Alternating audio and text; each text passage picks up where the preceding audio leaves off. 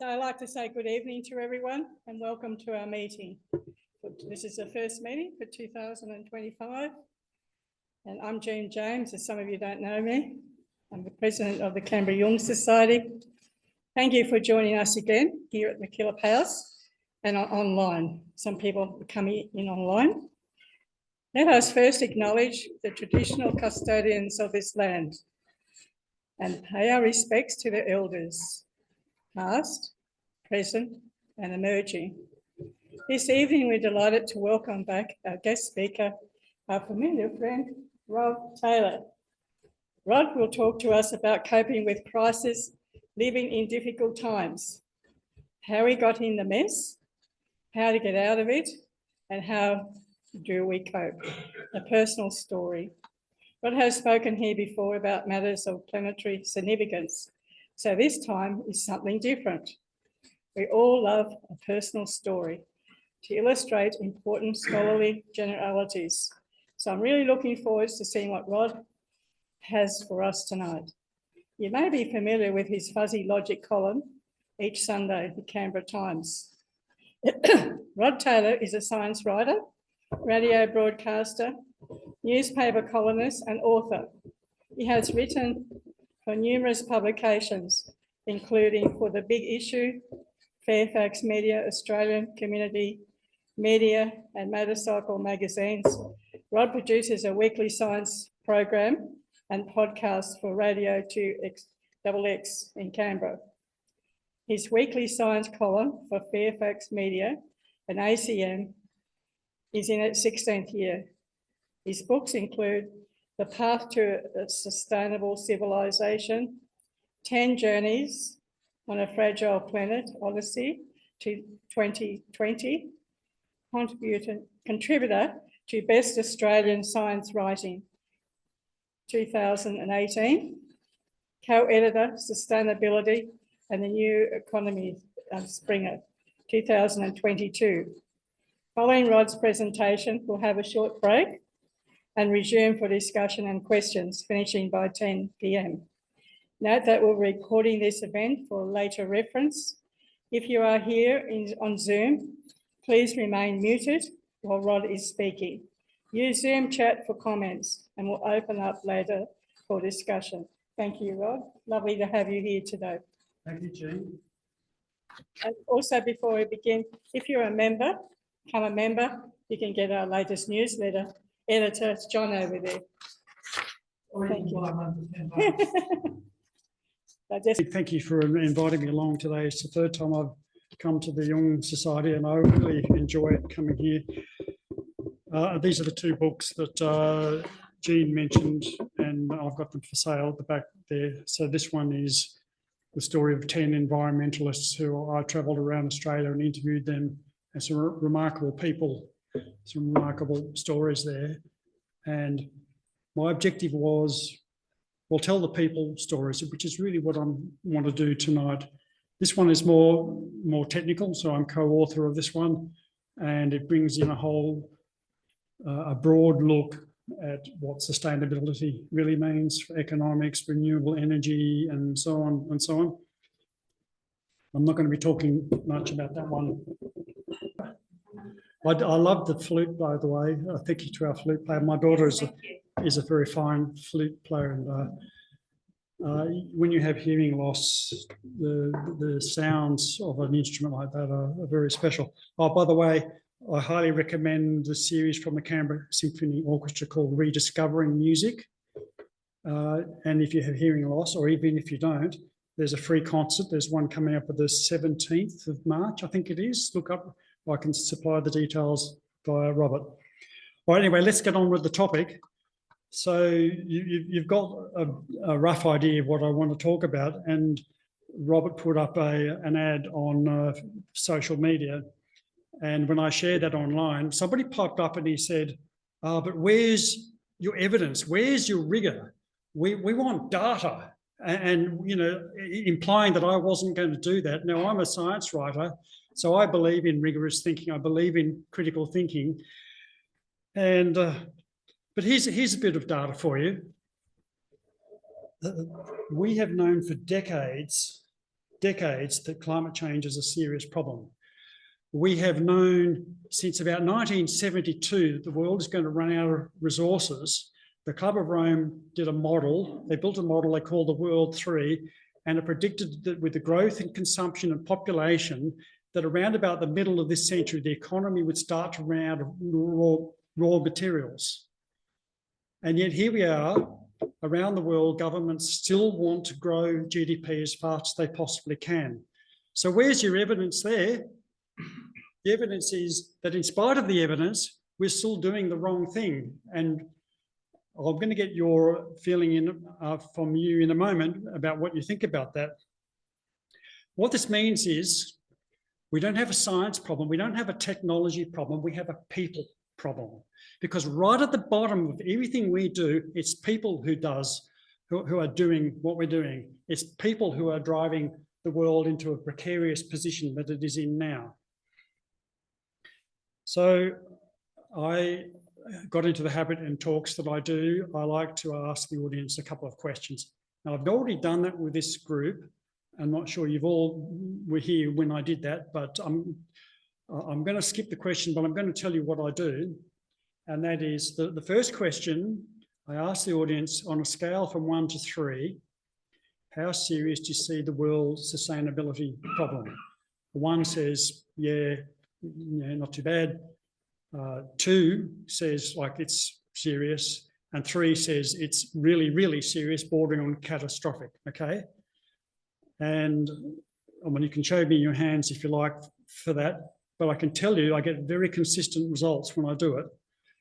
Almost nobody, I think in the last talk I did, maybe 1 or 2 people put their hand up in the first category, and probably about a third of people put their hand up in the second category saying, yeah, we've got some problems, but we can do it. And 3 says really serious. Well, a large majority of people say that we think that we're in category number 3. Now, my second question is, how hopeful are you that we can address these problems? And 1 says, yeah, sure, no worries, we can do it. 2 says, qualified, yes, we think so. And 3 is deep breath, I really don't know it's possible. And in that answer, you get a little bit more of a spread of responses. A few people say category 1, and probably about half each in categories 2 and 3 saying we can do it with a challenge, or I really don't know it's possible. Now, I always avoid giving my own answers to those till after people have answered it, but I would put myself in the third category of both of those things. And have you noticed the conversation is changing now in the last 2 or 3 years? That I find that the mood of people is changing in regard to this kind of thing, that people are starting to feel overwhelmed by it. So I'm going to ask you a really simple question, and please don't answer if you're not comfortable, don't want to show your hand, but the question is, it's either yes or no. Put your hand up. Do you sometimes feel depressed about the state of the planet? Do you sometimes feel volume? Where's depressed? volume? No, it's a fairly straightforward question. Like a significant number. No, come on.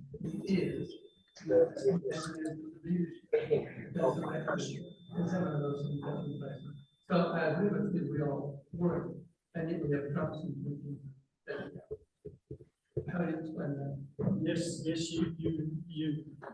I agree entirely.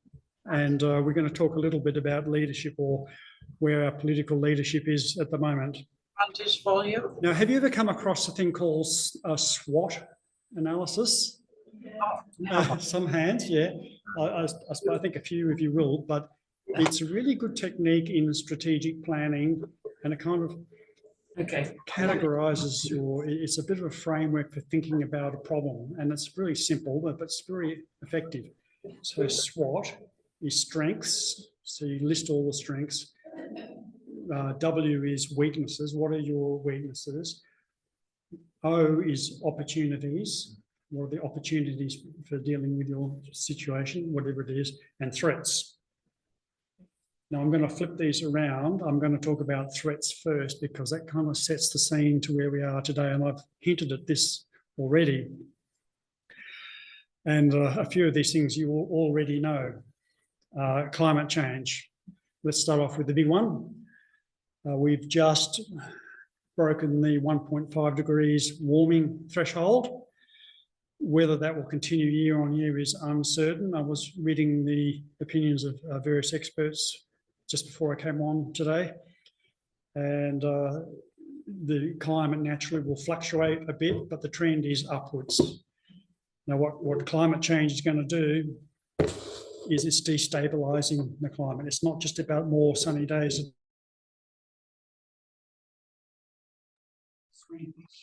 So,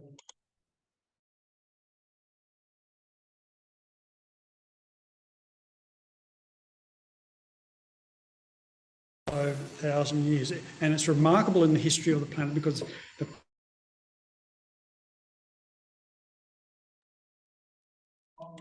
the climate change, we're going to be jumping droughts to floods to storms. How are you going to do that when you don't know what the climate is going to be in the coming year? Are you going to get so, and our industrial system and our farming system rely on stability, and we have just we're in the stability. So Will Stephen told me a couple of years ago that looks like we've activated tipping points in the climate system, and that means it's self-feedback. So what happens from now on is we're in dangerous territory. And Clive Hamilton told me, he said he calls it a rupture of the Earth system. That's pretty strong language. We're off to a cheery start, I'm sorry. Then we're talking about the condition of nature, habitats and species. Now there's this view that if you lose a species goes extinct. Well, that's very sad. You know, some nice fluffy animal is gone and we can't see it when we go to the national park. But the thing that's really missing from that is the concept of an ecosystem. An ecosystem is this deeply interlocked, deeply interconnected system of all these parts working together. So you just take a bat or a parrot or something like that, or it could even be an insect. Oh, here's a question for you. When was the last time you saw a bogong moth? Yeah, and we all know long-time Canberrans, they used to be buttering the windows, and my kitchen window used to be, and Parliament House lights. The bogong moths are really on the verge of extinction, and it fills me with dread to say it. Now, those bogong moths are the food source for the mountain pygmy possum, but they're probably also involved with pollinating various plants because they do this fantastic migration from the Darling Downs in Queensland all the way to the Snowy Mountains. That's amazing, this little moth. It does all that. So as we lose a species, we're unravelling the ecosystem. Now, ecosystem is not something for bushwalking, tree-hugging, lentil-eating greenies. It's a thing that sustains. We have no future as a species without our ecosystems. So that's pretty serious. I mentioned the Club of Rome, and we're chewing through resources at a prodigious rate. And have you ever been to an iron ore mine? Anybody been to an iron ore mine? Says a nod, yeah. I visited Mount Tom Price, and it's quite remarkable from a number of perspectives. It's a hole in the ground about 150 metres deep and about 2 or 3 kilometres long. It used to be a mountain 150 metres tall. So the resources in that mountain represent something that has been spent. So E.F. Schumacher wrote his book back in 1970, something like that. I'm not sure when, can't remember. And he said, the problem with our economic system is we are spending an asset, so iron ore in the ground as if it were an income. So an income is something you can replace, an asset is not something you can replace. So that's what the Club of Rome was talking about. We've got war. I'm not going to talk too much about war because obviously, you know, we have more than enough nuclear weapons to exterminate life on the planet in the blink of an eye. We have pandemics and the humans' incursion into wild areas, coming into contact with animals, and we're getting cross infection of pathogens from other species, so COVID and so on. And I'm not going to say too much about it because you already know about that.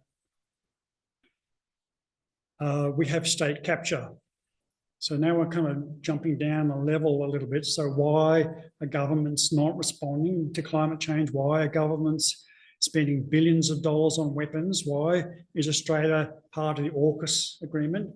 How many billions of dollars are we spending on that? And how many dollars could we be spending on health and education, on the well-being of our people? And instead we're spending it on AUKUS. Look, I'm sorry if this is not a cheery start to my talk. I'm not going to promise that it's going to be a really happy ending. And look, there's a bit of a pressure for somebody like me to come and do a public talk and say, look, you follow my 5-point plan and everything will be just fine.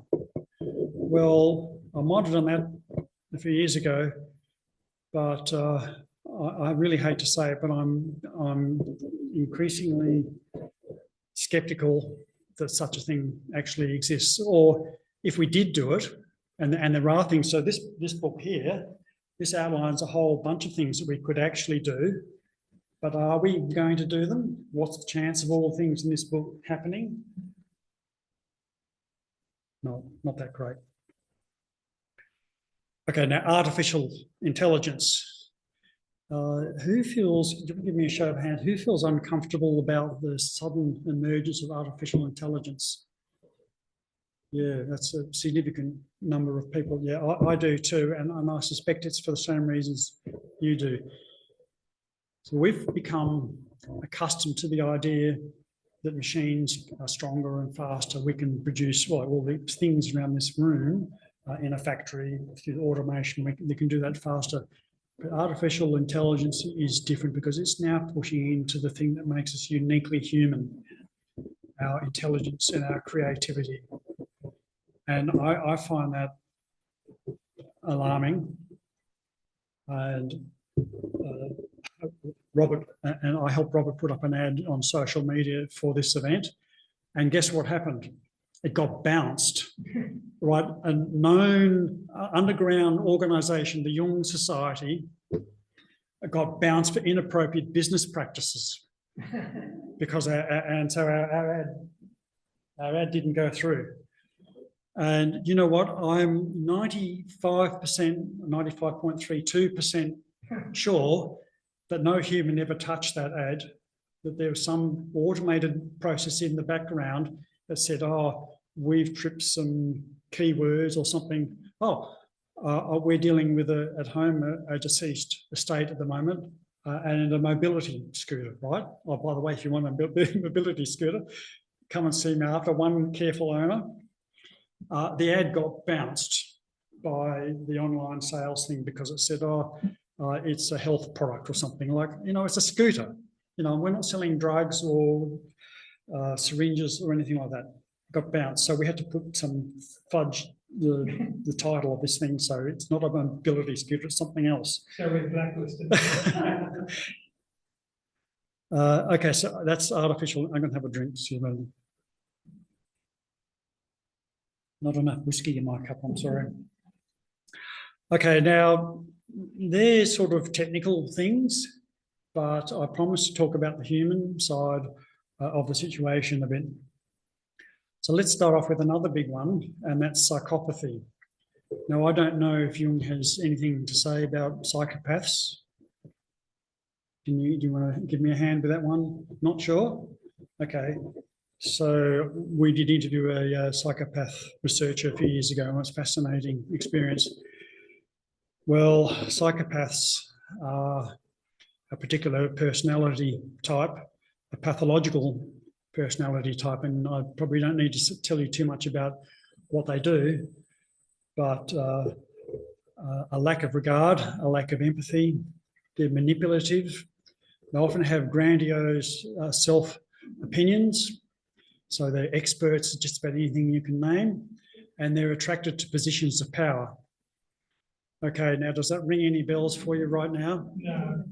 Yeah, it does. No, I'm not going to say exactly who I'm thinking of, but you know who I mean, don't you? So this is leading not just to the United States, but in some other countries around the world to a breakdown of democracy where autocrats are moving in. And I read a really interesting article yesterday about what's happening in the United States, and they are systematically unwinding the foundations of civil society. And those foundations are trust. Now, trust, I'll talk a bit more about trust. Justice, okay, so you can be a convicted felon and get elected to high office. There's something fundamentally wrong about that. And the other one is rituals. But let's talk about trust. So in the economy, money is the basic unit of exchange in society. I would say the fundamental unit of exchange is trust. And in fact, in business, it's absolutely foundational. So if you go online and you see a product that you want and you go, or you walk into a shop and you hand over your cash, there's a very large degree of trust because you're going to expect to get what it is that you paid for. And if you don't get it back, then that trust breaks down. Now, we're in a world where lies become the basic unit of conversation, where truth is a disposable commodity. What's that going to do to trust? It's extremely corrosive. And look, when I find the magic lantern and I rub lantern and the genie comes, I'm going to use all my 3 wishes for the one thing, and that is to make the truth important again. Now, I'm going to talk a little bit more about why we humans are susceptible to things that aren't true in a moment. I'll come back to that point. Narcissism, closely related to psychopathy, but it's the culture of me that I'm the most important thing. Now, I remember seeing an ad on the side of the bus, and the ad said, "This is for the most important person, you." Okay, it's not us, it's not we, it's you. Okay. And now, have you come across the philosophy of Ayn Rand? Yes. Yeah, Ayn Rand wrote the book, the Fountainhead and Atlas Shrugged, and she came up with this philosophy. She calls it objectivism. Now, objectivism is narcissism masquerading as philosophy. There's no valid philosophy in objectivism, but basically, and you probably already know a bit about this, everybody's better off if everybody just takes care of number one. So ignore common interest, or ignore the common good. The most important person in the world is Rod, and you all don't matter. Now that's toxic, I believe. That's toxic, and it feeds into. I often give this quote of Margaret Thatcher saying, "There is no such thing as society." And of course, she didn't really think there was no such thing as society, I believe. I think she was saying that society is not important, that the economy is the thing that really matters. And well, do you know what happens when you ignore society? Now look at what's happening in the United States at the moment, and this is another of the threats that I've got on my list, my cheerful list, sorry, and that is inequality. So if you do a graph, there's a thing called the Gini index, Gini, and the Gini index is about social mobility, what opportunities does a person have to for wealth equality or justice equality and so on. And right at the very top corner of this graph, guess which country is up there? The greatest inequality is the United States. Now, in the United States, we've got a nation full of really pissed off people. And look at how they're reacting. And no wonder they're unhappy. And someone told me this story, that a person having a severe medical issue went into one of their hospitals and said, I need help. And the first thing they said was, and this is the United States, do you have health cover? Do you have health insurance? Because health insurance or health cover over there is incredibly expensive, like their higher education, really, really expensive, out of reach of most people. And he said, no, I don't. You know what they did? They wheeled him outside in a wheelchair and left him sitting on the curb. So if that's your chance of equality in the United States, people are going to be angry. Now, how people respond in that situation, that's something I'm going to come to in a minute. Why do people vote the way they have? Now, combine this inequality and go back to that ad that I saw, materialism and a capitalist, and I'm not going to say I'm anti-capitalist, but an economic system that is predicated on everybody consuming as much as they can, as fast as they can. Your personal value is measured by how much stuff you have, by how much money you have, about how big your house is, how much stuff you put in your house. Now turn the page of the newspaper or look online or any media outlet, and what do you see? Buy this, buy that. You cannot be happy unless you have this product. Oh, by the way, you can't afford it because inequality. And we've got a rising cost of living at the moment in Australia, and people are really, really cheesed off. So we've got this really dangerous conjunction of materialism and inequality. Now, that inequality exists within countries, and in Australia, I believe that the inequality is rising, and the United States is going, but there's also inequality across nations. So if you live in what they call it the global south now, I don't like that word because we live in the south, but they call it the global south, or we used to call it third world countries. It's really weird, the door just opened all by itself.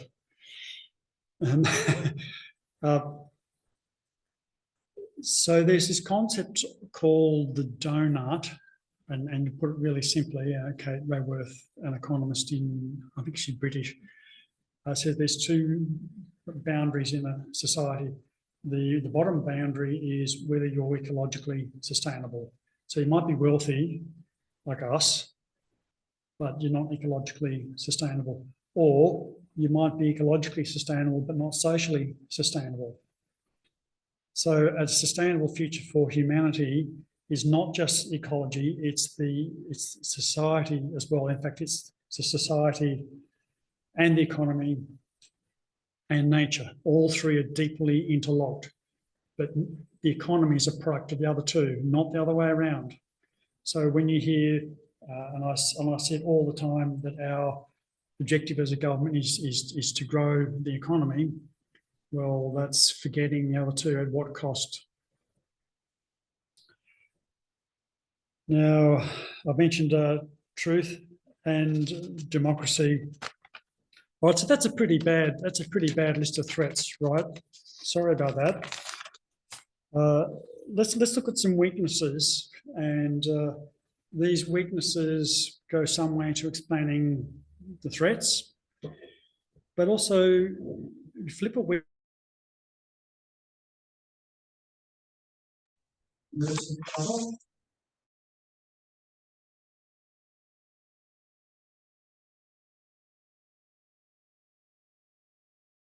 How it's used. Well, let's start off with, I've mentioned truth, and I said, why are people willing to accept things that are not true? Now, I'm a science nerd. I believe in rigorous data, but I am not necessarily typical. And in fact, I read a really interesting article a while ago, is that we tend to assume that other people are like us. And you know the horse whisperer? The horse whisperer says the mistake of training a horse is to think that the horse is like a human, and the same with a dog. We love dogs, but dogs don't use human logic, they use dog logic. And a really nice example was if you went to some bushmen in the central remote parts of Africa, right? And you wanted to show them a dance routine. And they're very different to the way that person would learn the routine to the way someone in our society would learn the routine. So if I was going to learn a jig, and you say, oh, well, you put your right arm up and put your, you know, and oh, you want me to do a jig? Oh, you didn't pay me enough for that. Anyway, everything you do is in relation to your own body, right? But with these bushmen, they learn everything in relation to the geography. So if that's, so north is that way roughly, I'm pretty sure, here, okay? So if they were doing a dance, then their movement would be in relation to the north or to the south or whatever. That's interesting because it places them in the landscape, not just as an individual. It's a different way of looking at the world, and it's equally valid, but it's different. So truth. Now, I went down that little sidetrack because my and probably your attitude to the truth is based on how you see the world. I like to think that if I get a bit of data that shows that I'm wrong, you know, I might feel a bit embarrassed or whatever, then I'll go, you know, I'm wrong, and I'll adjust my opinion. But tribalism, humans are deeply tribal, and often it's more important that who says something than what they say. Now, I'm prone to this as well, so I can't say that here, you know, I'm a paragon of perfection in this, but we often say things in order to appeal to the people around us. And even if that means saying something that is blatantly wrong, oh, here's an example. A couple of people that I know really well, husband and wife, we're having a quiet drink with them. He's a type 1 injecting diabetic, okay, and that's a really serious health condition, and he's suffered serious health. He's lost almost all the toes on his feet. He's got retinal damage and so on, and his heart's in poor condition, but he smokes cigarettes. And they were saying the other day that, how they'd been in the hospital, and these young people weren't controlling their diet. They weren't taking enough note of the amount of sugars they were eating. And the implication being, but look, you know, how good he is because he's careful with his diet. And I'm sitting there thinking, how many cigarettes did you smoke today? Now, that's a really classic example of the truth. The truth is, do not smoke if you are diabetic, okay? It is a disastrous thing to do, but there was a bonding thing going on between them, and the bonding says that they have to have a shared view on something, and so this myth about him having a really good lifestyle was coming out. And anyway, I didn't say anything. I mean, you know, I was really tempted, but I didn't say anything. Another reason why the truth is difficult, and this goes to what the scientific method is about, and that is the truth is often really, really uncomfortable. I tried it once, didn't like it much, so I've tried to avoid it. But the thing is, you can be proven wrong at any given moment. And so it's much easier just to go into the comforting arms of dogma, of certainty, because that's not challenging. You don't have to think about anything. You just take that certainty, and it's a really safe place to be. It feels nice, but it's really unsettling to go, oh, It's like when you step out onto a road and you thought it was clear, suddenly you realise there's a car coming up. Oh, your worldview is broken in some way. So much easier to cling to certainty. And going along with this is that our logic, system of logic. Now, we humans like to think about how clever we are, and indeed we are pretty clever in so many ways. But I often think that logic is the thing that nature gives us to justify our emotions.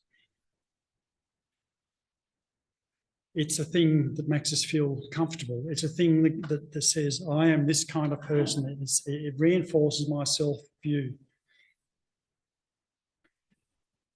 Then another weakness is technology, I think. And look, you don't have to look very far around this room to see any examples of this. So just say, take this microphone. Where did this microphone come from? Well, it came from a cardboard box, came from a shelf in a shop somewhere, okay? And then it came from a factory or distribution system. But really, I know in a theoretical sense where this microphone came from. But was it produced in a system that is destroying the environment? I don't know. Was it a system that was exploiting the workers in some way? I don't know. Was it sanction busting trade? I don't know. So the heritage of this microphone is unknown to me other than in the vaguest sense. And where is that microphone going to go when one day it stops working and it lobs into the garbage bin? Or maybe it'll go into recycling, we really hope. I don't know. It might just go to landfill, but what it means is we're seeing a very tiny sliver of the life cycle of this thing here. And while that's a fantastic thing and the microphone is wonderful, it's doing a great job, I hope. And we will get lots of benefits from technology. Hell, here I am using it myself, so I'm not anti this, but it means I'm detached from the consequences of owning or using this microphone. Now, if I went to an Indigenous person, went to an Aboriginal person, and I said, oh, the spear that you've got or that food that you've collected, where did you get it? And they go, well, I got it over there. Or the spear came from that tree, or I traded this bit of ochre with that person over there. So they're intimately connected with everything they have. But we're not intimately connected with this stuff. And that allows us to abstract away the risks, allows us to abstract away the damages. And then you could do a little experiment around here in the room, and I could say, I've got something, someone jabbed me in the arm with a sharp stick, and ouch, it really hurts. So I'm getting direct experience of that thing, and I'm directly affected by the pain of that thing, right? Now, if you told somebody, oh, Rod was jabbed in the shoulder by a sharp stick, well, you're one removed, and you obviously can't feel the pain. And then the person listening to you, and so on down the line, the further you go, the more remote it comes. And so are you responsible? Do you feel any of that effects? No, you don't. And this is both the wonder and the threat of technology. I should also mention AI, by the way. I did talk about it, but to say briefly that I also benefit from AI because I have extreme difficulty proofreading. I'm a tiny bit dyslexic, I think, and I found a tool that allows me to grammar check my writing, and I can't. And I copy and paste my stuff into it, and it goes, oh, you bloody dickhead, you've done this. Oh, yeah, right. Okay, so I fix that. So that's really helped me. And there are good uses for AI. Actually, the other thing I didn't mention about AI is, and this applies to any technology, be it the microphone or any other thing that you can think of, and that is who owns it or who controls it. So who amongst us owns or controls AI? Nobody here, right? When we use it, it's coming out of rich pockets of a small number of people, and what's their motivation? Their motivation is not your motivation. Is their motivation to make the world a better place, to help communities, to help society? Maybe, but ultimately their aim is to make a profit. And in fact, there's a really good documentary series called The Corporation. Have you ever seen a thing called The Corporation?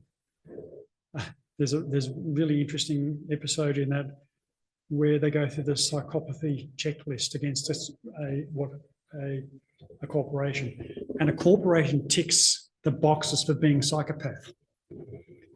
Now, I don't necessarily mean it's knife wielding, axe murdering entity, but it lacks empathy. It only cares about its own function and so on. And now the people inside the organisation, they're probably not psychopaths, but the corporation behaves as if it were. And so we've handed control over to these corporations. And that's one thing that I find really worrying about what's going on in the United States. We now have the Department of Government Efficiency, apparently, which is really the Department of Eliminating Government. And what that does is, now I'm not necessarily in favour of big government, because we all hate having bureaucracy hanging over us all the time. But where does the things that government does, where are they going to go? They don't just disappear, they go into corporations. I'm not anti-corporation, but the things that government do that corporations should not do. And so we've got this happening in Australia now. There's talk about getting rid of a lot of public servants and so on. Where are the jobs that they do? Where are they going to go to? Now, my first profession is in IT, and I saw firsthand that they started bringing in consulting agencies, and the aim of a consulting company is to make a profit, and that's fine. But as a public servant, your aim is public service, right? And there are all sorts of consequences. So I won't go on. Let's try and make it. Now let's talk about strengths, and these are human strengths.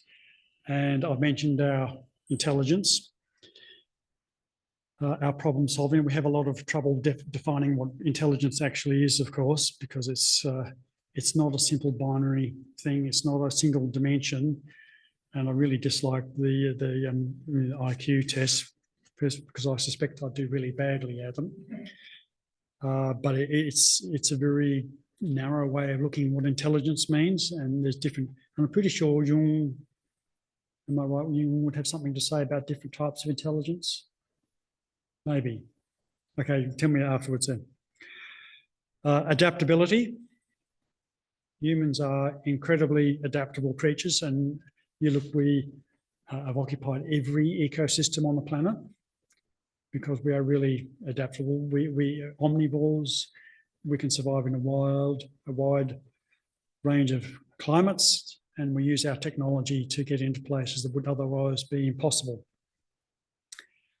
We have creativity, and creativity is a wonderful thing. And you look at the art, and we had our flute playing earlier, and these are things that bring joy to us, but it's creative problem solving as well. We have generosity. We have generosity and altruism. Now, altruism's an interesting thing, isn't it? Because it's something that Ayn Rand said we don't need. Altruism is something that says, I'm prepared to give something of myself. I'm prepared to sacrifice myself. And you look at the sacrifices people make on behalf of others with no hope of return, not returning the favour. That's a wonderful thing that we humans are capable of doing. We have resilience. Now, there's a story, and I think someone here might have heard my story about resilience. Were you at a talk when I was talking about the touching the void? Okay, so you have to bear with me. Okay, now Touching the Void is a documentary that is available on YouTube, and it's one of the most remarkable things I've seen. And I'll provide Robert and Jean with the link so you can see it yourself. But the story is there's a pair of mountaineers, and they were climbing up an extremely difficult mountain in South America, like a really, really serious mountain. You know, you're talking about in the same similar sort of category as Mount Everest, right? And there's only two of them. So it's an incredibly risky thing to do. And they got to the top. Now, most accidents in mountaineering occur on the way down. And the lead guy was holding the rope, and the other guy lowering the other guy down the rope. And something happened and he slipped. And in the documentary, you can see the way he describes what happens. He fell, the bloke fell, and he pushed his lower leg up through the knee joint and like shattered his knee joint. It's absolutely a horrible injury. And he looked up at the other guy with a despair. And because they're still how many thousand feet up this mountain, and snow, and it's like, and the chances of getting off that mountain alive are extremely small. So after they gathered themselves and they bound up his leg as much as they could, and they just worked their way down the mountain. So the guy, the healthy guy, would lower the other one down on a 70-meter rope, and then he would pin himself onto the slope, and then yank the rope, and then the top guy would make his way down, and then they just sort of worked their way down the side of the mountain like that. But what they didn't know was they got to one point where the bloke at the bottom lowered himself into midair, and he's dangling 30 meters off this slope like this, and of course he couldn't, yank the rope because the other guy couldn't feel anything, and his pin is on a serious slope here, and he's anchored to the ice. It's not the rock; it's anchored to the ice, and the wind and the ice are starting to blow across him. And basically he's going, if I don't get off this mountain, if I don't do something, I'm going to die. In fact, I'm not just going to die, he's going to die as well. So he did something that's considered a major no-no in mountaineering. He cut the rope. And he thought, that's it, my friend is dead. And in great despair, he made his way down. He was in pretty poor shape himself because he'd been hanging on this mountain in the freezing ice. What he didn't know was that the other guy fell down and he smashed through the ice into a crevasse. And the guy sort of gathered himself, and he realised that he's in this, and it's probably up like higher than the ceiling, and that's all, and he's in the body of the glacier. Now that is not a good place to be. And he thought, well, that's it, I'm really screwed. And he tried to climb up and he couldn't, and then he tried to crawl along, and he could hear this noise again. What's that noise? And the snow was falling out. He was on a snow bridge through the crack in the ice, and he thought, any minute now this snow is going to give way and I'm going to go down. Anyway, he lowered himself down to the next level. Anyway, long story, and I should cut it short, but he pushed his way along the crevasse and found himself at the surface of the glacier. And you can imagine this guy is now 2 or 3 days on this mountain. And he managed to get himself off the mountain. And how he did that is just the most incredible feat. And he was near death. Like he was dying when he finally got to the base camp. In fact, he was crawling through the latrine, to the toilet stop, and then going, well, what's that smell? And then he realised the other guy's tent was just down there. So that's an example of resilience. That's an example of what humans are capable of doing when we really, really have to. Now, another one of our strengths is community. And here we have an example of community right with us. We've got the Jung Society. And how much Jean and Robert being paid by you to run the Jung Society. I hazard a guess you're doing it because you believe it's a good thing. And you're doing it because, am I right? It's a benefit. I mean, you feel good about it. but it's a communal benefit. Now, this is something that is extremely potent in humans. It's one of the key factors in the reason why humans have been able to succeed in populating the planet, because we are communal species. And if I flip back to my earlier comments about trust, then trust, remember, I said, is absolutely crucial to that. So community is not a nice, warm, fluffy thing. Well, it is not just a nice, warm, fluffy thing. It's absolutely essential to our futures.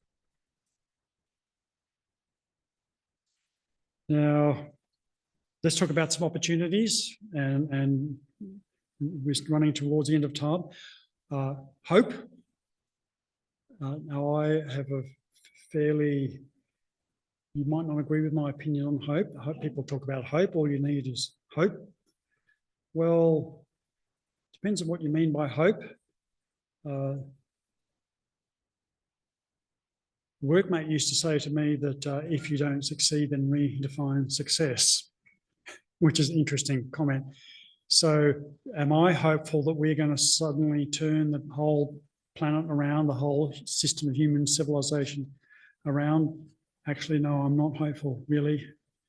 But am I hopeful that I can personally make a difference to a few people? I mean, you invited me to talk to you tonight. I've got these books and other things that I do. Yes, I'm hopeful that I can do that. And look, this is a pretty miserable analogy, but think about those musicians on the deck of the Titanic. What did they do? As the story goes, they played their instruments. So they knew that the ship was going down, but they played their instruments. As last great act of defiance, they did it because it meant something to them. And that's a kind of hope that I believe in, but you can't, I don't think we can just hope our way out of a problem. But there is an experiment that shows, by the way, and hope is closely allied to depression or lack of hope. And that is they, poor mice, they do these terrible things to mice in labs. They made them depressed. Now, I don't know how they did it, but mistreating them in some way. But they found that rats were depressed. They grabbed them by the tail, and a mouse that was not depressed was more likely to struggle than one that was depressed.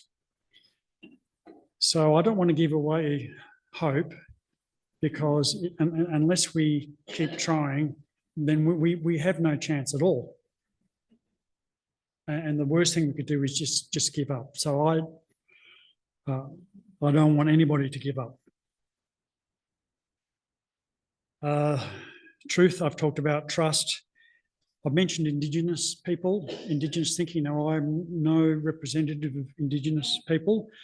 I know this much, tiny amount about Indigenous culture, but there is one thing I do know, because I've heard them say it, and that is that the Indigenous cultures see themselves as intimately part of the environment. Whereas I've given you the example with our technology, we are separated from our environment. But an Indigenous person knew that if they didn't look after the land, that they would starve. Now, I imagine that 65,000 years when the first people arrived on the Australian mainland, that they went through some pretty bad experiences where they learned how to live in this environment, but they learned to live within the means of the environment. They were deeply ecologically minded, so they understood the relationship between things. They understood that if they stayed in one place and ate all the shellfish, that they would eat out their food supplies and they would starve. So then they developed this culture where they would move around, or they would do whatever it was they needed to do to make that environment work for them. And that's something I really wish we could learn from them. And it almost shames me to think that there was a time in the not too distant past when we talked about Indigenous peoples being primitive. Well, you look at what when the first settlers arrived in Sydney Cove, that they nearly starved. They came that close to starving. They were completely dependent on supply ships showing up with more food. But meanwhile, all the Indigenous people, they're going, what's wrong with you guys? There's heaps of food here. But they rub their bodies with fish oil. They smell. They didn't have a house in the way we would understand it. They had no weapons beyond a few spears or whatever. And so the people who arrived here, the Europeans, had no concept of what these people were doing, and they didn't understand. So for a large part, they just dismissed what they do. But I would really like us, I'm not sure about feeling pity I think we should be sorry for what we've done, but we should learn, we should celebrate what those people achieved, because that's not trivial. That is not an unsophisticated thing that they managed to do. This is not an easy country to live on without a supermarket just down the road. I think I would like to see us stop outsourcing blame, because it's always somebody else's fault, not my own. But you know, a crowd is always somebody else. And we always like to point the fingers. Well, look, you know what? How many resources have I consumed today?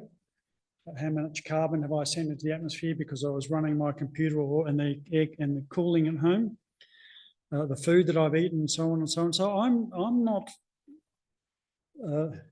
not blameless in this. Not that so much I want us to feel guilty, but I think we need to feel responsible that we are actually part of the problem, and that means we're part of the solution as well. We need to do something about our population growth, and Australia's running a completely unsustainable rate of immigration at the moment. That's a completely different topic, but so I'm not going to go into that, except to say it's not racist. It should never be about race, and population often gets blamed for that, and our consumption and our lifestyle. So we need to think about those things. Now, I'm going to finish up with some personal things, and that is, no, I don't usually like to talk about myself too much because I don't think I'm that important or that interesting, but you might relate to the sort of things that I'm going to tell you, and that is, in fact, maybe I can have a show of hands.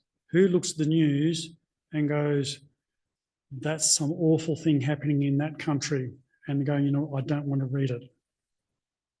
Who does that?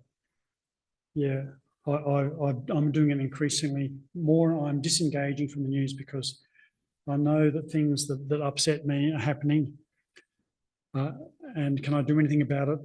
No, I can't. So I'm filtering more and more of the news. And in fact, I'm a big believer in a thing, as you know, the Serenity Prayer. You know the Serenity Prayer?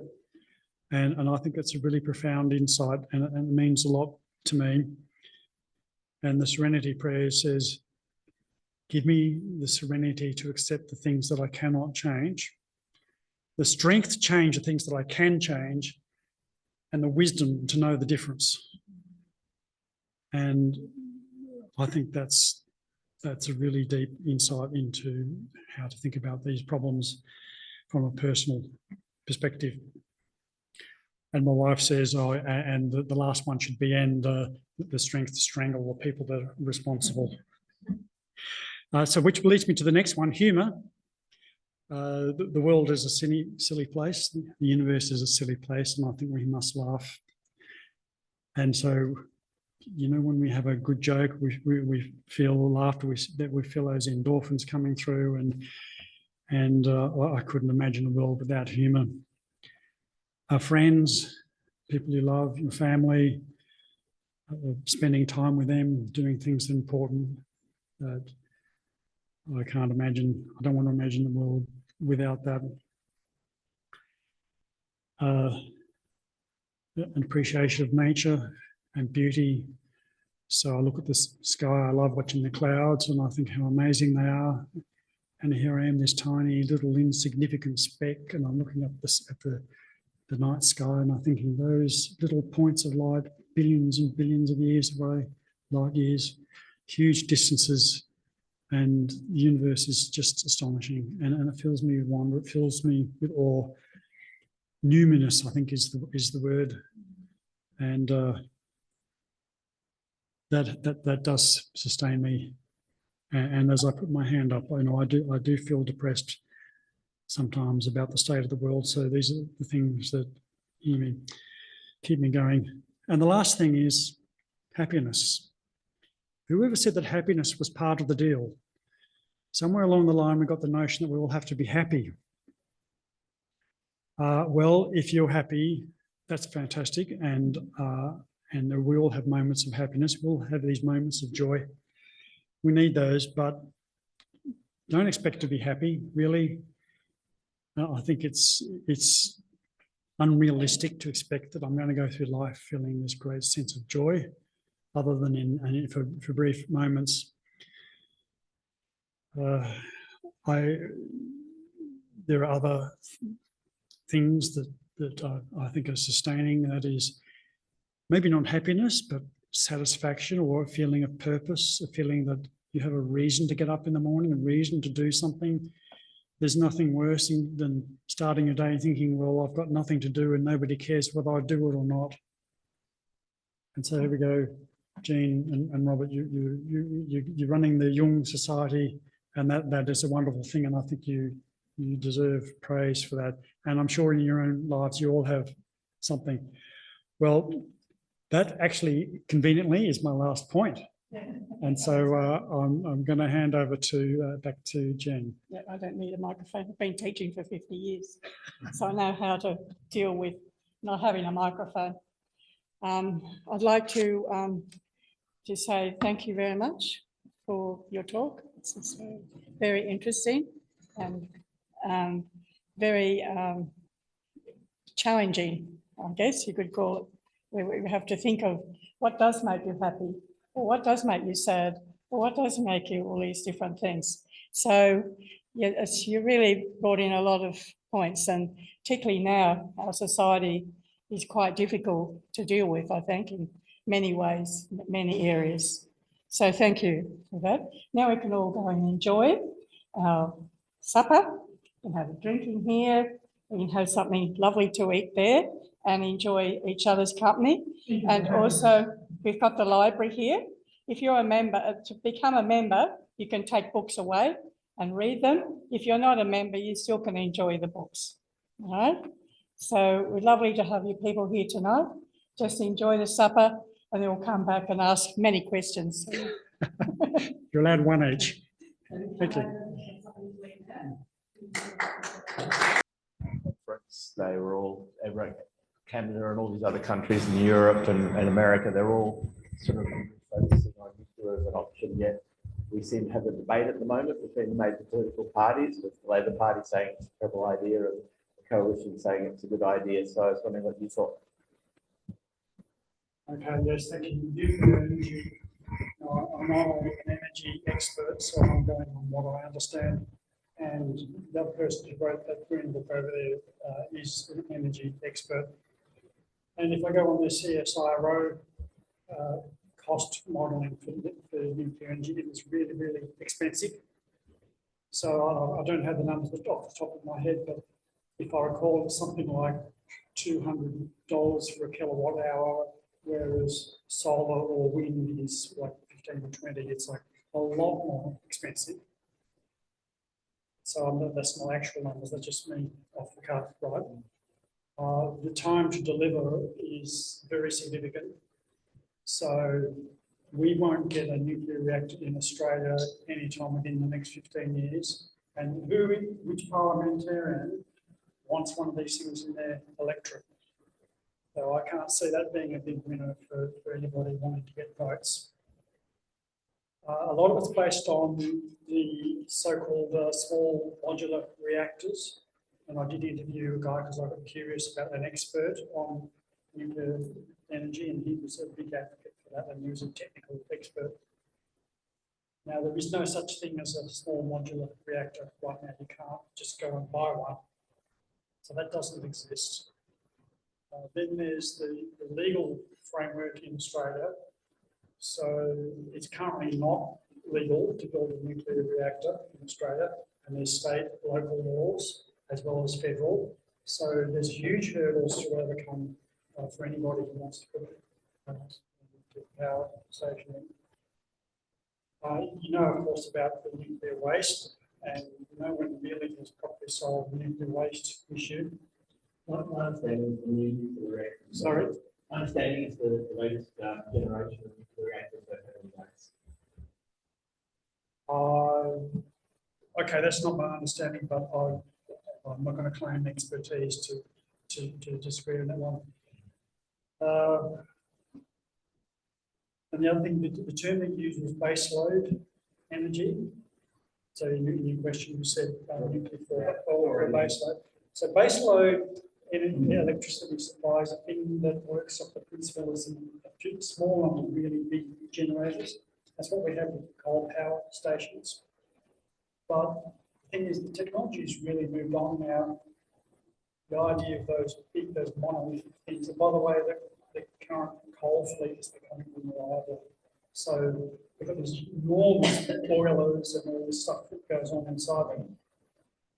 You want me to hold two microphones, Robert? Okay, all right. Yeah, sorry for the. Oh, sorry for the people on.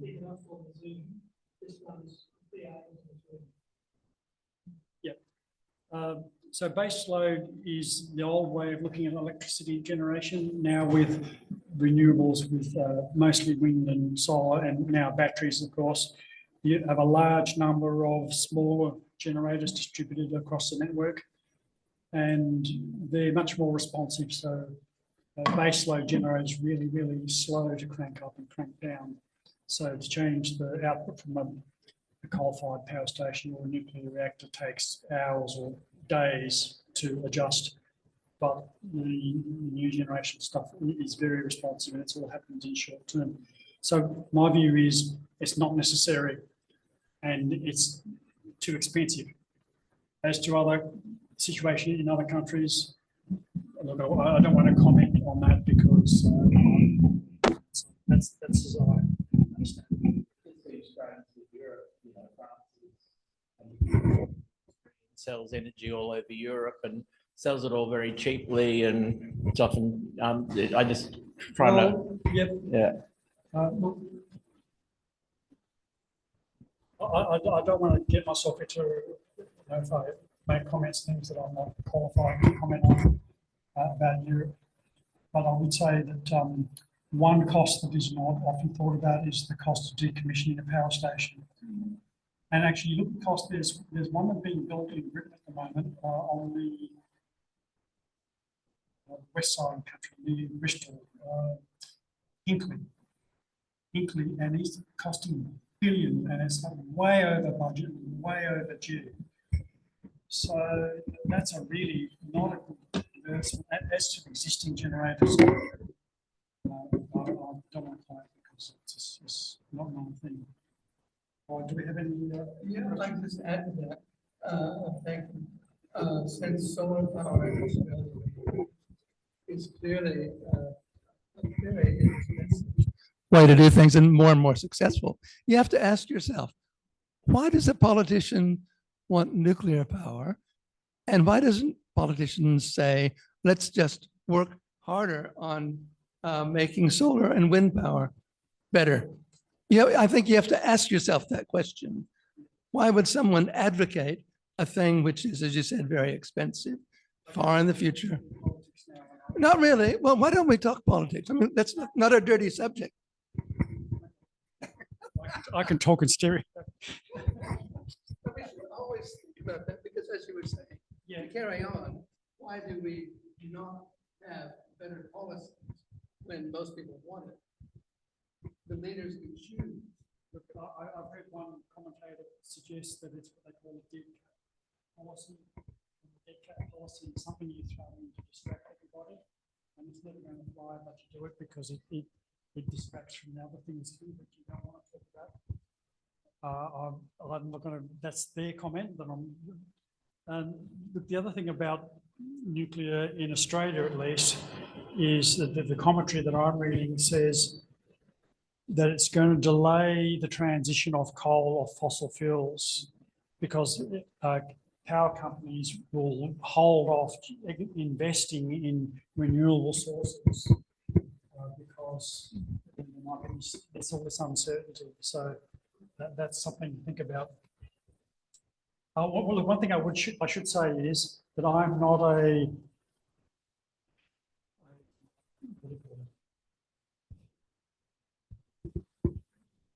there are issues with renewable energy. Okay, so we'd be wrong when we say the energy solar panels are renewable. Well, they're renewable in the sense they don't cost anything while you're operating, but they take super pure silicon. A single wind turbine takes 4 tons of copper to build. All that stuff comes from somewhere, and renewable energy is racing absolutely flat out as fast as it's going. It's growing at a prodigious rate, but the economy is growing extremely rapidly, or consumption. And we mentioned AI earlier. And in fact, I've got an article coming up in the paper about AI. And computers are really starting to chew up electricity supply and keeping up with that. So renewable energy, yeah, we need it, but it's not enough while the economy keeps growing. All right, do we want to move on to another question? No. Yeah, this could take a weekend seminar, couldn't it, or beyond, about nuclear and energy supplies. Huge area. Actually, I love the nuclear energy. I studied physics in 1975, on that. And it was thought that fusion energy would become, it's just around the corner, 20 years. Well, it's always been 20 years in the future, you know. So we can't rely on that foreseeable. I like that the Buddhist analogy where the best time to plant a tree is 20 years ago. The second best time is now, you know.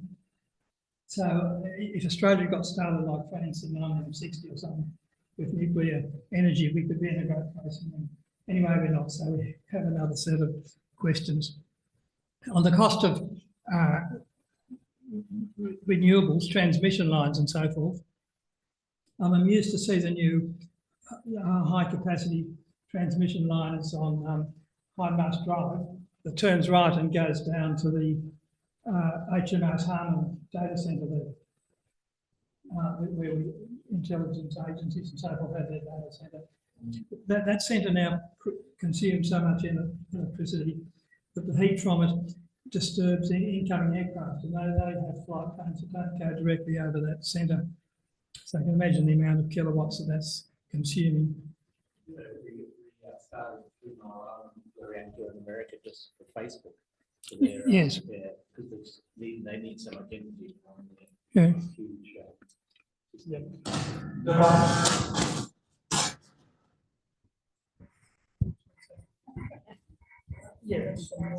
What was that? Yeah. Another problem question. One of the reasons you're pessimistic is that not what's necessarily happening in America and Australia, but like in China, it's my understanding there'll be over 200 new coal-fired power generators built by the end of this decade. And that's also happening in countries like India and so on. So regardless of what happens in Australia, which is basically 1% of the world's energy consumption, it's the countries like the big countries like China and India and other less developed countries that are dramatically increasing their energy consumption and production. That's the real issue, isn't it? Yeah, and that would be closely, look, I don't want to comment on the sort of numbers you're suggesting, and I have seen that as well. But the growth of those economies is what I was referring to earlier. That the thing is, nothing happens in an economy, nothing happens in a civilization without energy. And it is, in fact, there's a very good argument to say that the current civilization that we have now, the global civilization, is possible because we had cheap oil and coal, and we were just able to harvest it with awful, you know, you could kick a rock in Texas or whatever and the stuff would shoot out of the ground. And that energy is now disappearing. So we're past peak conventional oil. And we're now doing things like fracking and stuff like that to extract more. Oil is going to run out, absolutely is going to run out. But energy is one of the huge threats to civilization. I didn't mention it in my talk. Yeah, and so if they're putting in coal-fired power station, they're doing it because they need to power their economy. Right, can I selfishly ask a question that's troubled me for many years? Fuzzy logic. You talked tonight about the power of logic and scientific method and that. Why do you use a trademark of fuzzy logic? Oh, well, the topic dear to my heart. I didn't come up with the name fuzzy logic for our science program.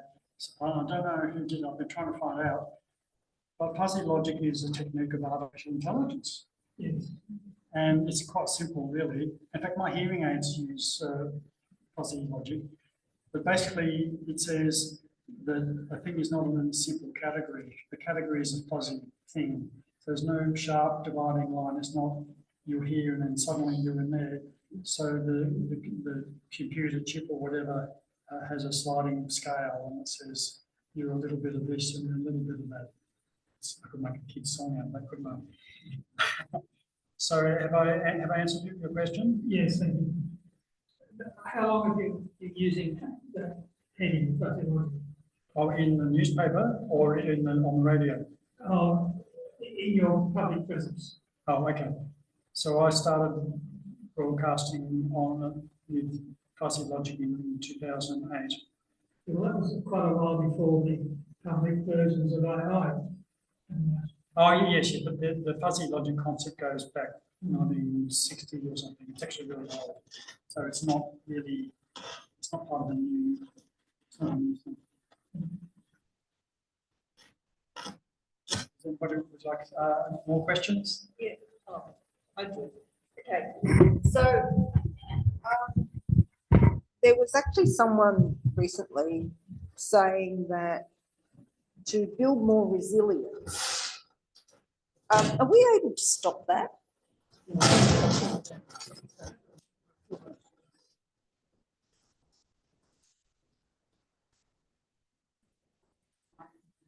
I'm still operating, right?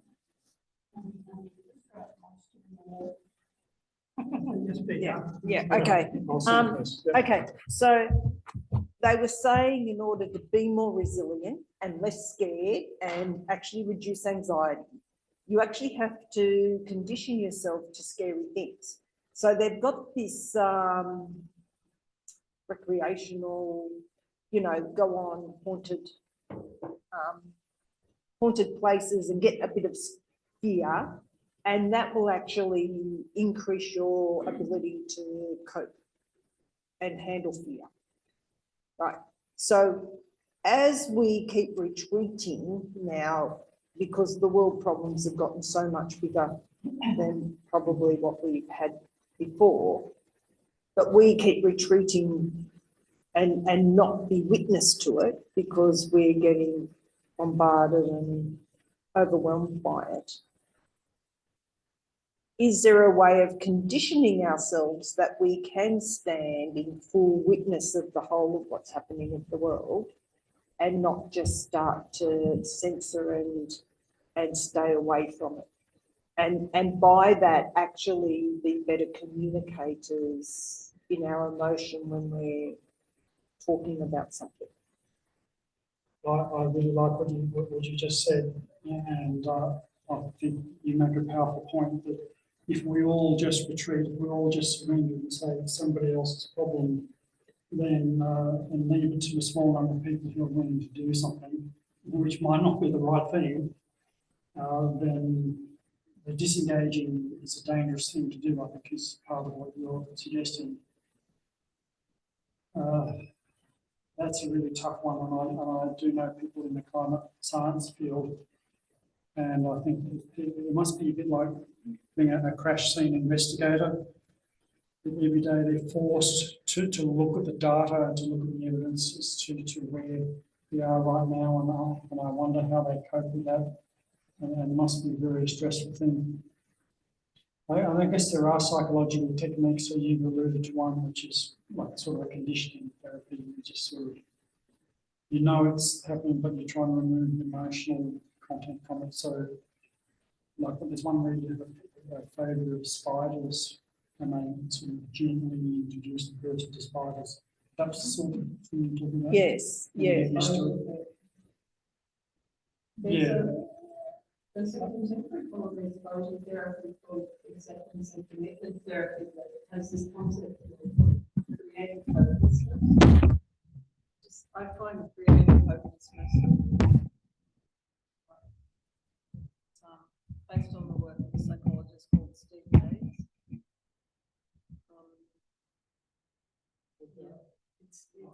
It's kind of, it kind of goes beyond hope almost, but it comes back to what can each of us do and commit to what we can do, and then manage thinking in a flexible way, so.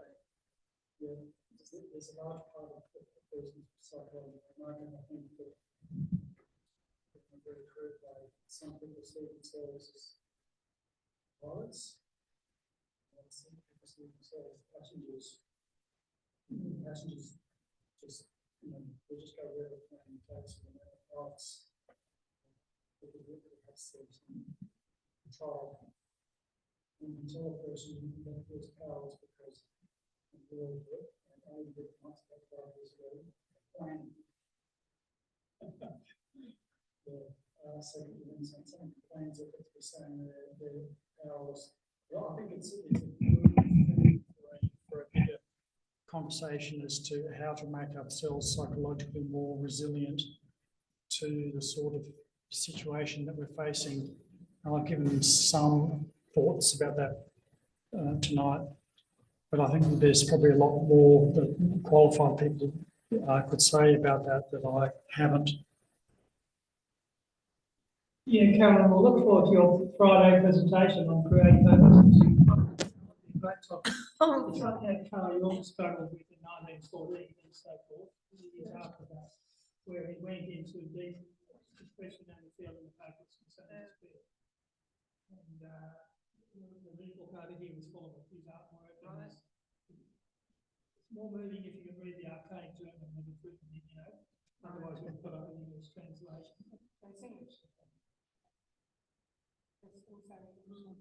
Oh, I need to come around and study it. Yeah. Very relevant to our current times. Yeah. You're talking about, you watch the news every night, Gaza, Ukraine, North America. It's easier to turn off and watch Days of Our Lives, and concentrate on having a dinner. What are you supposed to do about these things?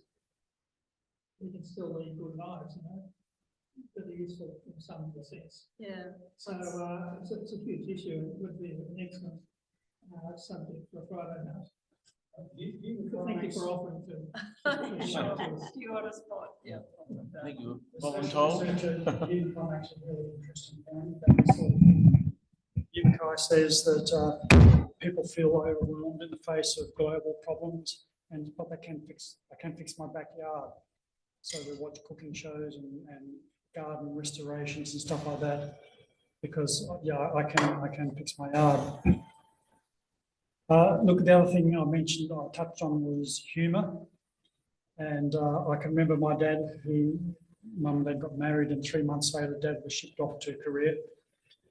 Actually, he broke his arm. He rolled the car going into Wangaratta, and he was delayed. But anyway, he told me that one night they're on the lines, and the North Korean enemy just within earshot, and they're calling out to them. And I've got Army Reserve experience, and I've actually experienced something like this, albeit the guys over there were friendly. But I can tell you it was really, really creepy. In fact, we were up at top of Bull's Head, up here in the Grindavellas, and all during the night, his voice was calling out in the darkness. Beloy is the Vietnamese, North Vietnamese version of the Australian soldiers. I think it means people from the south. Deloy, your officers are weak. You are weak. Tonight you are going to die. And I knew, I saw these guys back in the compound, but I can tell you it really creeped me out. Anyway, Dad said that the soldiers were all in their trenches, and the North Korean soldier was saying, "We're going to come into your lines tonight, and we're going to murder you." And one of the Australian soldiers called out, "Well, bring your own beer then."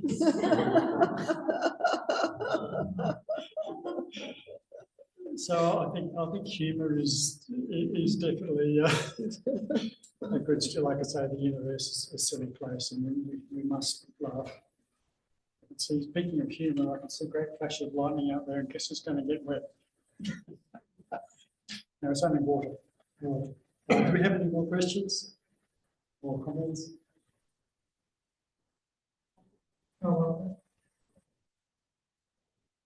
One little thing on Friday, on Monday morning, was it, the opening of Parliament church service over at St Christopher's Catholic Cathedral. I forget the name, the deputy Anglican bishop lady gave a sermon on the subject of hope. It's Tuesday morning, and she, serious subject, she's saying, well, there's all sorts of people here, you know, diplomats and Prime Minister and the Governor General and the head of government and so forth. She said, well, look, there's an election coming up, we're not sure when, but it won't be long. And I'm sure all you candidates are full of hope. Now, but they can't all be satisfied because by definition, someone's going to win the election and others will lose out. And she's saying that the question of hope relating to survival is fundamental to the human condition. And that's another thing that we can find in Carl Jung's writings. And she mentioned something that I know had been an issue with my father-in-law, Dean's dad, who was a guest of the Emperor of Japan in Shanghai during the war for 2 years. His comment was that the people with a strong religious expectation and belief and hope that couldn't be extinguished are the ones who survived through that life and death situation. The hope was fundamental to their Christian survival.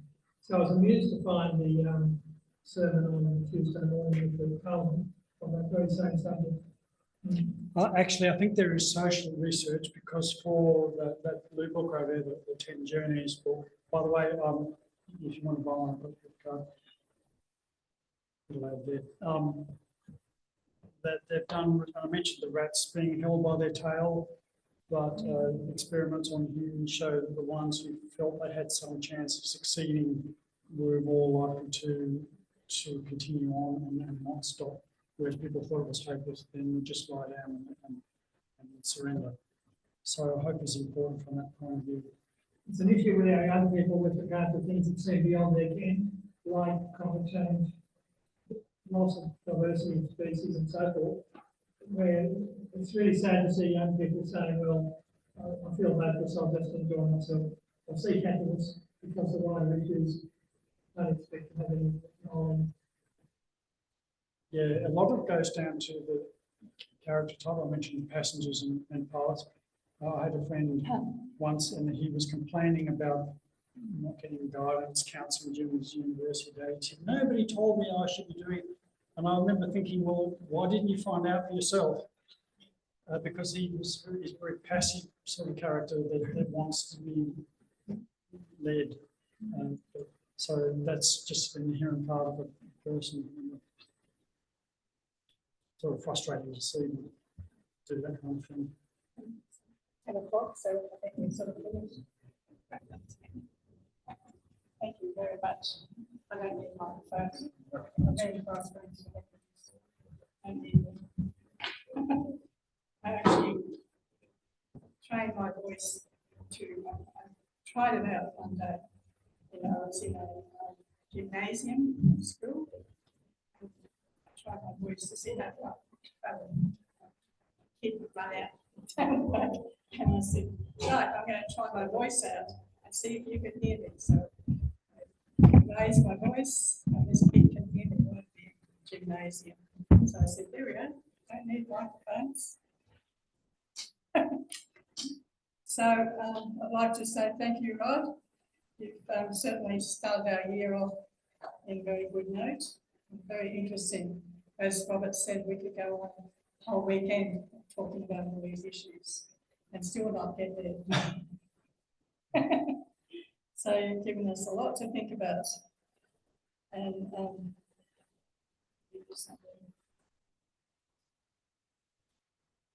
I'm going to give you a certificate.